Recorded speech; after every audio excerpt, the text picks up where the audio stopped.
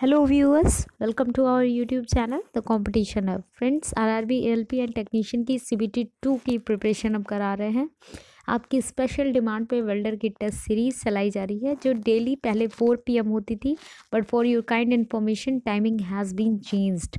अब daily live 11 AM start होगी। 4 PM की क्लास फिटर की कर दी गई है जो राज सर के थ्रू ली जाएगी। इसके अलावा वेल्डर की टेस्ट सीरीज़ वो मेरे द्वारा चलाई जा रही है डेली लाइव 11 AM पे। ओके, तो 11 AM got it for welder class. Okay, चलिए अभी आपको एक चीज़ और इन्फॉर्म करनी है। बहुत जल्द हम लोग जेई और इलाहाबाद हाई कोर्ट दोनों की प्रिपरेशन स्टार्ट करने वाले हैं। Subject wise Allahabad high court की प्रिपरेशन आपको कराई जाएगी ताकि कहीं से कोई कमी ना रह जाए। ओके, अभी इलाहाबाद हाई कोर्ट का बहुत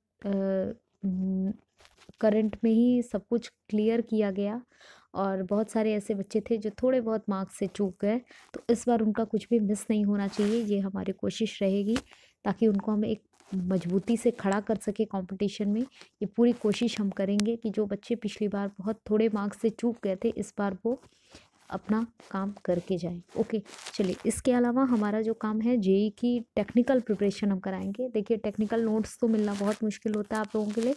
ये सब देखते हुए हम लोगों ने टेक्निकल क्लास ऑर्गेनाइज करने की एक पहल की है। तो टेक्निकल पूरी क्लासेस आपको ऑर्गेनाइज किए जाएंगे, चाहे आप किसी भी ट्रेड से हो, तो बेफिक्र रहिएगा, आपको सब कुछ मिलेगा यहाँ पे। और दूसरी चीज़ आपको इसके अलावा अभी एएलपी के लिए बेसिक साइंस एंड इंजीनियरिंग की क्लास भी हम लोग बहुत जल्द स्टार्ट करने वाले हैं। तो एएलपी की बेसिक साइंस एंड इंजीनियरिंग में आपको इंजीनियरिंग ड्राइंग मिलेगी। इसके अलावा फिज़िक्स के भी काफ़ी टॉपिक्स को हम कवर करने वाले हैं। और इसके अलावा आपका जो आने वाला एनवायरनमेंट का उसको भी हम पढ़ाएंगे, आईटी लिटरेसी भी हम पढ़ाएंगे। तो लगभग सारे चैप्टर्स को हम कवर करने वाले हैं। तो बेसिक साइंस एंड इंजीनियरिंग पढ़ाने का हमारा मेन मोटो ये है कि आप पार्ट ए और पार्ट बी दोनों में ही अच्छा परफॉर्म कर सकें। जब आप दोनों में अच्छा परफॉर्म कर पाएंगे तभी आप मेरिट में आ पाएंगे। आपको अच्छी तरह पता है कि this is the time where the fight is just like a tooth and nail fighting. बिल्कुल बहुत कंपटीशन इतना टफ हो चुका है ना कि इस वक्त अगर आप कोई भी सब्जेक्ट पे कमज़ोर पड़ रहे हैं तो वो आपकी सबसे बड़ी कमज़ोरी बन जा रही है। ठीक है, अभी आप ये नहीं कर सकते कि 3 सब्जेक्ट आते हैं चौथा नहीं आता है तो काम चल जाएगा। बिल्कुल अभी वो टाइम ख़त्म हो गया है। अभी क्या है, आपको हर सब्जेक्ट पे बिल्कुल स्ट्रॉन्ग पकड़ बनानी होगी। चलिए एग्ज़ाम की स्ट्रेटजी हम लोग ज़रूर देंगे आपको within 5 days of exam, prior to exam हम आपको स्ट्रैटेजी देंगे कि आप किस तरह करें और कैसे बिल्कुल सही टारगेट तक पहुंच सकें। ऐसा टारगेट करके आएँ ताकि आपका काम बन जाए, क्योंकि बहुत ज़्यादा बच्चे अब क्वालिफाई हो गए हैं, आपको भी पता होगा फ़ाइट बहुत ज़्यादा है। तो आपको बिल्कुल भी कहीं भी नहीं चूकना है, क्योंकि जो बच्चे 1-2 मार्क्स से चूके थे वो इस बार जान लगाने वाले हैं। तो इस चीज़ की तैयारी आपको होनी चाहिए और ये तभी हो पाएगा जब पार्ट ए और पार्ट बी दोनों आपका स्ट्रॉन्ग हो। ठीक है, पार्ट बी तो चलिए आपको क्वालिफाई करना है, उसके मार्क्स नहीं जुड़ेंगे, लेकिन पार्ट ए इतना स्ट्रॉन्ग होना चाहिए कि आप मेरिट में आ सकें। ठीक है, तो चलिए स्ट्रैटेजी की हम लोग ज़रूर बात करेंगे। आपको अच्छी स्ट्रैटेजी देने की पूरी कोशिश करेंगे हम लोग कि कैसे आप एग्ज़ाम को क्रैक कर सकें। तो चलिए अभी हम स्टार्ट करते हैं क्वेश्चंस। ओके, चलिए पहला क्वेश्चन, निम्नलिखित में से कौन सा डिस्ट्रक्टिव टेस्ट का एक टाइप है? Which of the following is a type of destructive test? Ultrasonic, radiography, tensile test या माइक्रोग्राफी? तो चलिए इसमें से बताइए कौन सा करेक्ट ऑप्शन होगा। अल्ट्रासोनिक, रेडियोग्राफी, टेंसाइल टेस्ट या माइक्रोग्राफी? तो चलिए इसका करेक्ट ऑप्शन हम आपको बता देते हैं। इसका करेक्ट ऑप्शन है C, tensile test. Tensile test is a type of destructive test. चलिए नेक्स्ट क्वेश्चन, विशेष नॉन डिस्ट्रक्टिव टेस्ट कौन होता है? विशेष नॉन डिस्ट्रक्टिव टेस्ट यानी specific non destructive test. Leak या प्रेशर टेस्ट, स्टेथोस्कोपिक टेस्ट या मैग्नेटिक पार्टिकल टेस्ट या विजुअल इंस्पेक्शन टेस्ट? तो कौन सा विशेष नॉन डिस्ट्रक्टिव टेस्ट होता है? चलिए इसका करेक्ट ऑप्शन है सी, magnetic.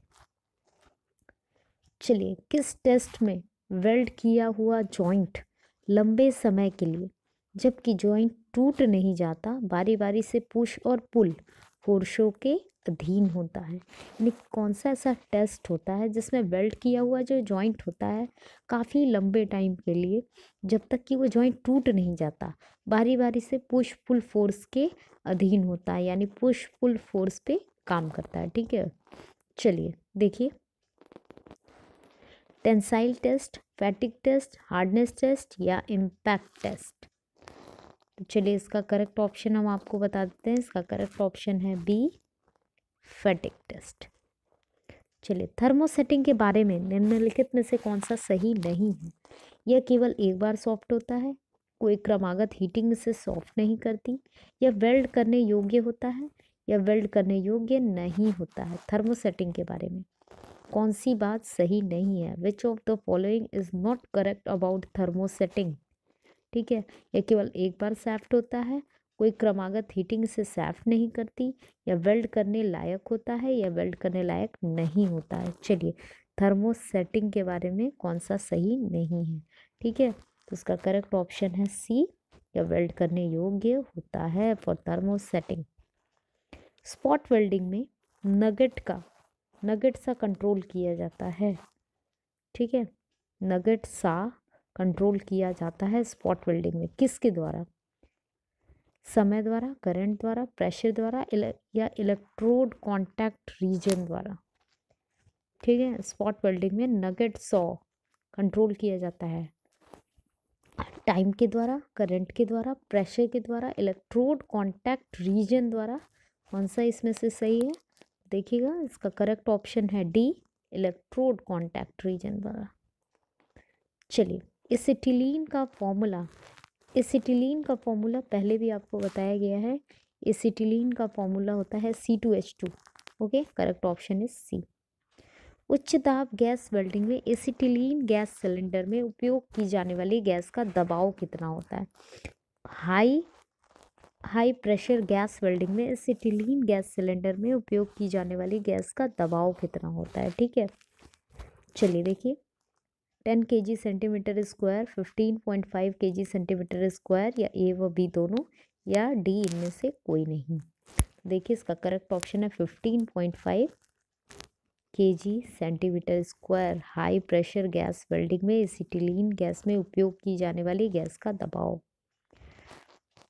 The pressure of the gas which is used in acetylene gas cylinder at the high pressure gas welding. Okay. Electrode के टिप और पैतृक धातु के बीच की दूरी जहाँ पर आर्क टकराती है उसको क्या कहते हैं? Arc gap, arc length, arc distance, या arc width.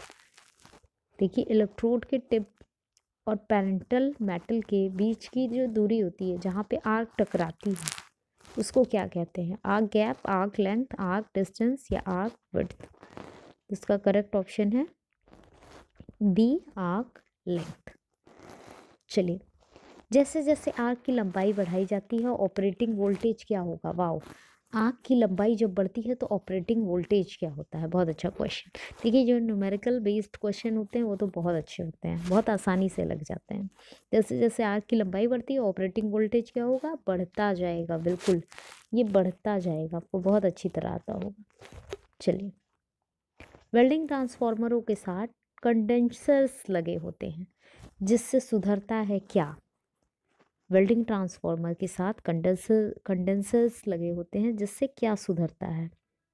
Okay, power factor, energy factor, voltage factor, या करंट फैक्टर। तो देखिएगा, जब भी कंडेंसर लगे रहते हैं ट्रांसफार्मर के साथ तो पावर फैक्टर को बढ़ाने के लिए किए जाते हैं। ठीक है, यदि मेन इलेक्ट्रिक सप्लाई उपलब्ध ना हो तो आर्क वेल्डिंग की जा सकती है मोटर जनरेटर के साथ, ट्रांसफार्मर सेट के साथ, इंजन जनरेटर सेट के साथ, या रेक्टिफायर सेट के साथ। यदि मेन इलेक्ट्रिक सप्लाई अवेलेबल ना हो तो आर्क वेल्डिंग कैसे की जा सकती है? देखिए, तो जो आर्क वेल्डिंग है इंजन और जनरेटर के साथ की जा सकती है। Correct option is C. Welding में बिजली का उपयोग कब शुरू हुआ? 18वीं शताब्दी के अंत में, 19वीं शताब्दी के अंत में, 20वीं शताब्दी के अंत में, या इनमें से कोई नहीं? चलिए, वेल्डिंग में इलेक्ट्रिसिटी का यूज़ कब शुरू हुआ? ओके, तो देखिए इलेक्ट्रिसिटी का यूज़ करके वेल्डिंग करनी शुरू हुई 19th सेंचुरी में। फिलर वर्टिकल वेल्डिंग में फिलर रॉड का एंगल हमेशा कितना रखा जाता है? In filler vertical welding the angle of filler rod should be kept. Options देखते हैं, 60 डिग्री, 90 डिग्री, 30 डिग्री या 0 डिग्री। इसका करेक्ट ऑप्शन है, देखिएगा 30 डिग्री। 30 डिग्री रखा जाता है। लिंडे वेल्डिंग में एसिटिलीन फेदर की लंबाई भीतरी कोण से कितने गुना होनी चाहिए? देखिए 2.5 माइनस 3.5, 1.5 to 2.5, 3 to 4.5, 1.5 to 5.5। तो इसका करेक्ट ऑप्शन है, देखिएगा इसका जो करेक्ट ऑप्शन है वो है बी, 1.5 to 2.5। ओके, 1.5 गुना से 2.5 गुना होनी चाहिए। अंडरकट दोष को कैसे रोका जा सकता है? How to prevent undercut defect. ठीक है, ज्वाला की ठीक सेटिंग पे, वेल्डिंग गति की ओर ध्यान देकर, या ए व बी दोनों। देखिएगा इसका करेक्ट ऑप्शन है सी, फ्लेम की ठीक सेटिंग करके और वेल्डिंग गति की ओर ध्यान देके, दोनों ही काम करके हम क्या करते हैं, अंडरकट डिफेक्ट को प्रिवेंट कर सकते हैं। चलिए, वेल्डिंग के तुरंत बाद स्ट्रेसों को दूर करने के लिए उसे हैमर से शीघ्रता से व हल्के से चोट मारी जाती है। What is called to this operation? This operation is called what? इस ऑपरेशन को क्या कहते हैं? हीट ट्रीटमेंट, स्ट्रेटनिंग, एनेलिंग या पीनिंग? तो चलिए देखिए, इसको क्या कहते हैं? पीनिंग कहते हैं। ठीक है, correct option is D. Welding के तुरंत बाद जो स्ट्रेसों को हटाया जाता है उसे हैमर से धीरे धीरे हल्के से हटाया जाता है, तो इस ऑपरेशन को पिनिंग कहते हैं। यह धातु को सॉफ्ट करती है और उसकी मशीनेबिलिटी में सुधार लाती है। कौन? एनिलिंग, नॉर्मलाइजिंग या टेम्परिंग या केस हार्डनिंग। तो देखिए, जो मेटल को सॉफ्ट करे और उसकी मशीनेबिलिटी में इम्प्रूवमेंट लाए, एनिलिंग, नॉर्मलाइजिंग या टेम्परिंग या केस हार्डनिंग। इसका करेक्ट ऑप्शन है ए, एनिलिंग।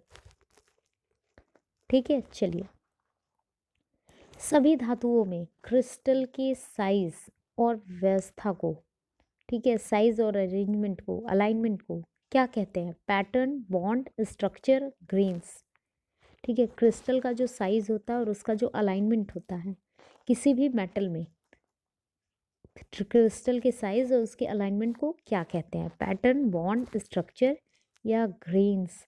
तो ये बहुत अच्छी तरह आपको पता होगा, उसको स्ट्रक्चर कहते हैं। ठीक है, चलिए, झटकों के कारण जो मटेरियल अचानक टूट जाते हैं वे होते हैं ब्रिटल, हार्ड, टफ, सॉफ्ट। तो देखिए, जो अचानक टूटते हैं वो ब्रिटल कहलाते हैं। ब्रिटलनेस मतलब यूं चंद से किसी चीज़ का टूट जाना। ठीक है, एक धातु पेनिट्रेशन का रेजिस्ट करती है पेनिट्रेशन को, या किस गुण को प्रकट करती है? ठीक है, जैसे हम कोई चीज़, किसी भी चीज़ में जब हम चेंज लाने की कोशिश करते हैं तो वहाँ से एक रिएक्शन होता है, उसका प्रतिरोध होना शुरू होता है। ठीक है, तो उसको क्या कहते हैं? जैसे धातु का हम जब पेनिट्रेशन करते हैं, ठीक है, तो उसका भी एक प्रतिरोध होता है, उसका भी एक रिवर्सल एक्शन होता है। वो ये कौन सी क्वालिटी दिखाता है? ये प्रॉपर्टी क्या कहलाती है? मैलिएबिलिटी, डक्टिलिटी, ब्रिटलनेस या हार्डनेस?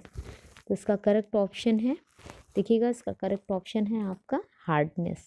ये उसकी हार्डनेस कहलाती है। Okay, hardness.